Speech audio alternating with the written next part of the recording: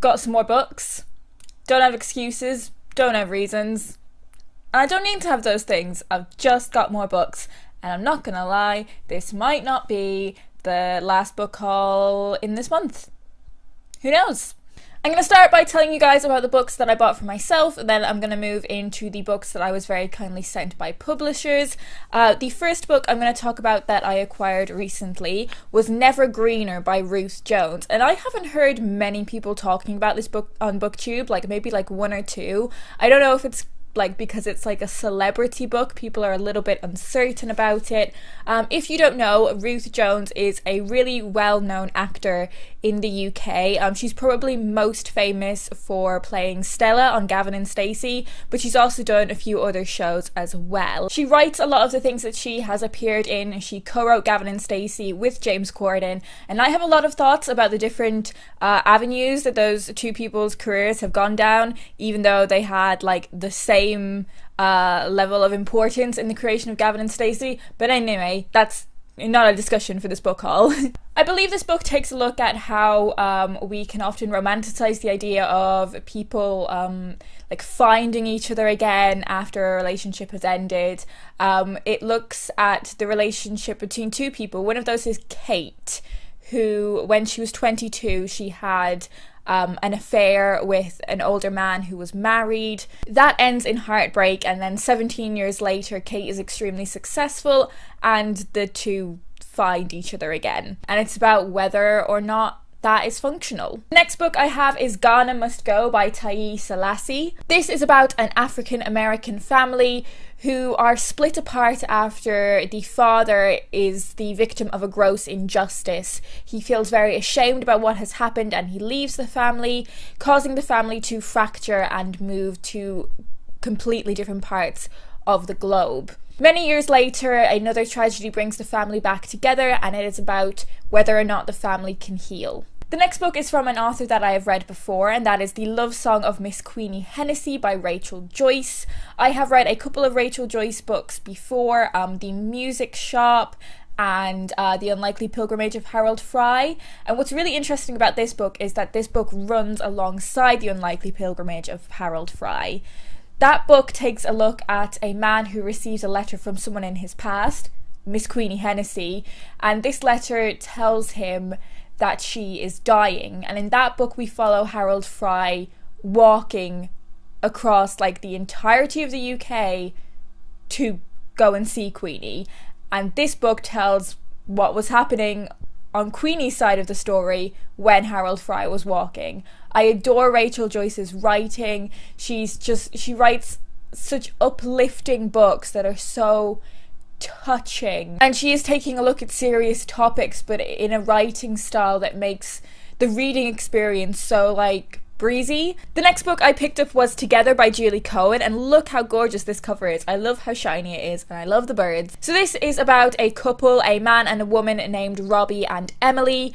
They seem to have such a brilliant relationship. They are still passionate, they still really love each other, everything seems great for them, but there are secrets in their relationship that they have never revealed to one another.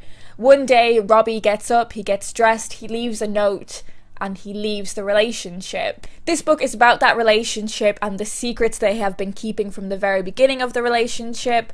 I'm really looking forward to reading this one. The next book I picked up was The Witch of Salt and Storm by Kendall Cooper. I was a bit uncertain about whether I should pick this book up or not. This is a fantasy book that has a lot of magic in it. It has a protagonist that has like special powers. There are some like elements of the sea and pirates in it. They are things that have been a bit hit and miss for me in my recent reading, but the reason I ultimately decided to pick this book up was a few years ago I picked up, I can't remember if it was the sequel to this book, so I accidentally read the sequel before I read the first book, or if it was kind of like a companion novel, so it took place in like the same sort of world. That was called The Magic Thief, and I remember really enjoying that book and thinking the concept was really original, so I thought, let's just give this one a go and see if I enjoy it. And the final book that I'm going to talk about that I bought for myself is a thriller,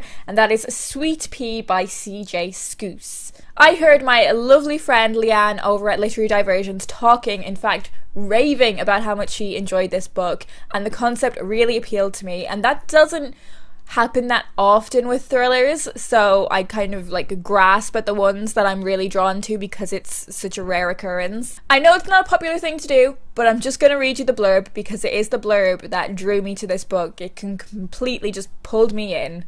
Although her childhood was haunted by a famous crime, Rhiannon's celebrity has dwindled. By day, her job at a newspaper is demeaning and unsatisfying. By evening, she dutifully listens to her friends' wedding plans, while secretly making a list. A kill list.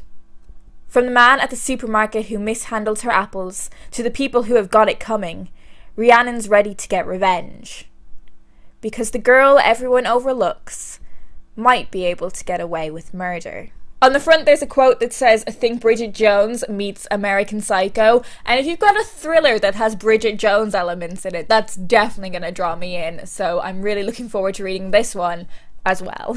I was contacted by Little Island, who are an Irish publishers who publish children's fiction and young adult fiction. I've read a couple of their books before and have thoroughly enjoyed them. So when they got in touch and said, "Hey, do you want us to send you some books?" I was like, yes please. It was really nice because they'd clearly taken the time to work out what books from their catalogue I would be interested in, what my reading tastes were. They sent a couple of books that I was kind of expecting that they might pick out for me, but a few that I wasn't expecting at all, and I was really drawn in by. Books that I probably wouldn't have chosen for myself, but they were really good at picking my reading tastes.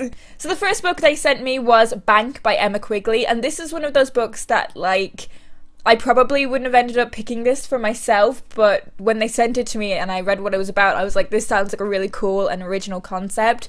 This is basically about, I'm not sure if it's a group of kids or just like one kid that basically start a bunch of businesses at their school and start making a lot of money from it, and it's meant to be really fast paced and funny, so I'm really looking forward to this one. The next book I was sent was Hopscotch in the Sky, Poems for Children by Lucinda Jacob, and this also has illustrations from Lauren O'Neill. This is a collection of children's poetry which takes you through the seasons, and even though I absolutely love poetry, I've not read a whole bunch of children's poetry. This book just looks so amazing, and I really should read more children's poetry, so I'm looking forward to diving into this one. The next book they sent me was a non-fiction piece, and that is Rocking the System, Fearless and Amazing Irish Women Who Made History by Siobhan Parkinson. I am so excited about this book. This book follows in that trend of, I suppose, books about inspirational women,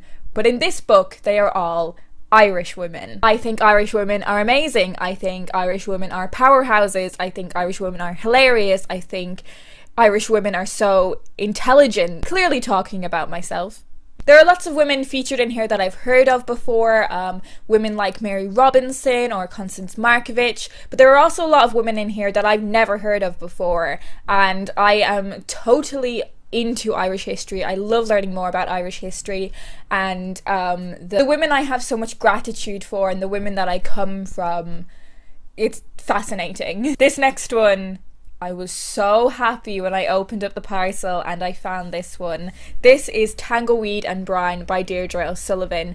You've probably seen this one floating around. It's been quite popular, especially with those on BookTube that really enjoy fairy tales. It's such a beautiful, completely, utterly beautiful designed book, and I'm certain that the insides will be just as beautiful.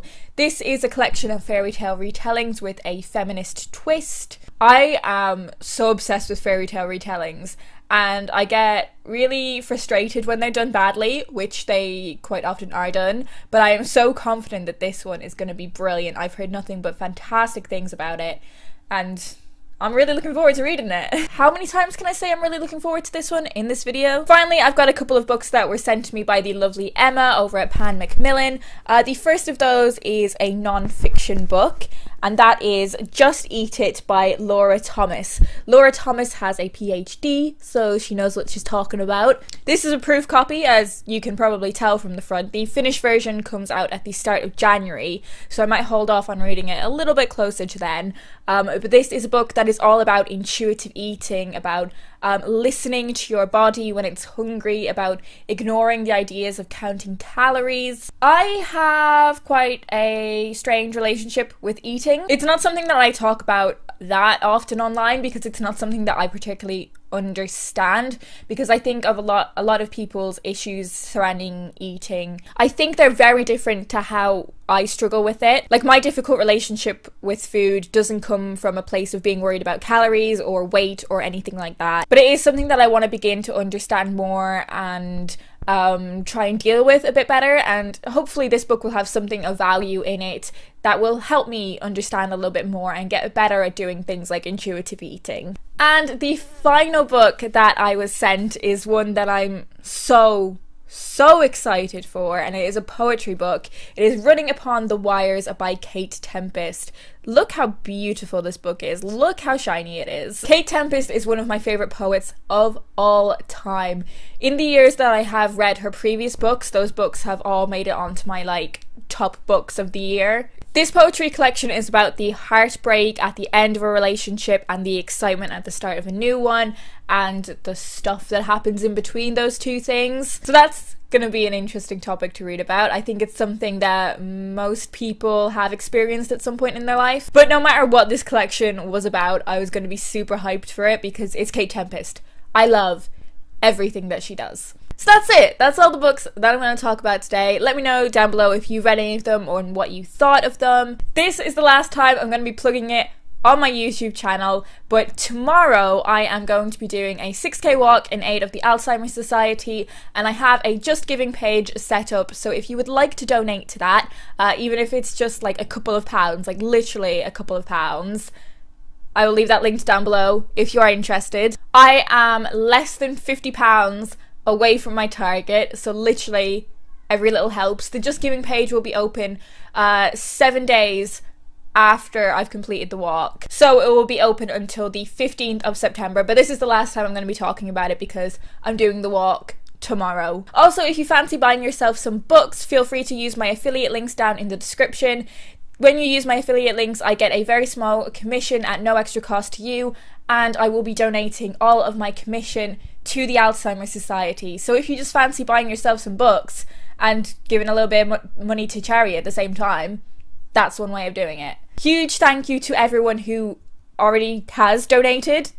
Thank you so much. Anyways, I'm gonna stop babbling on about it now. I hope you guys are well, and I really look forward to talking to you in my next video.